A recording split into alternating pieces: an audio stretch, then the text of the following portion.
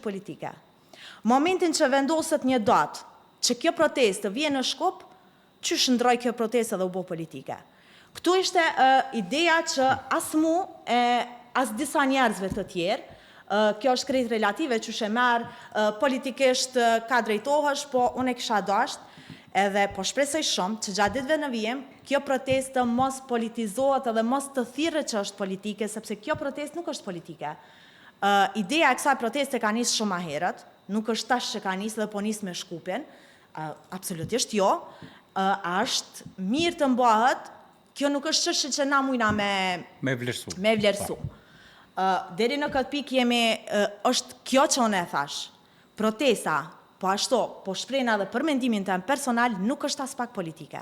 Protesta është një thirrje për ngritje të vedijes, një thirrje për mbrojtje dhe për përkraje të krerëve të UÇK-s që janë duke u gjykuar në Hag. Kjo është e tëra. Protesta është thirrje që me 13-in të mbahet edhe në Shkup. Ende nuk kemi një lajm se për shkak se OVL e UÇK-s në Prishtinë ka bërë kërkesa të saj si në çdo qytet tjetër që është majt, si në çdo shtet tjetër që është majt, ende nuk ka një lajm nga Maqedonia e Veriut se a do të ketë përkrahje apo jo? Jo përkrahje, a do të japin leje për ta mbajtur këtë protestë në sheshin Skënderbej apo jo? Kjo mbetet të shihet këto ditë në vazhdim, po na e pam kronikën e cila një mend është komentuar shumë edhe çka po du tjetër me thënë përmes kësaj kronike është se ka nxit jashtëzakonisht gjuhë të urrëties nëpër rrjetet sociale. A është e mirë ajo vlen ta përkrah apo mos ta përkrah është çështje e tyne. Komplet se çysh ata fokusohen edhe drejtohen karshi një gjëje të tillë.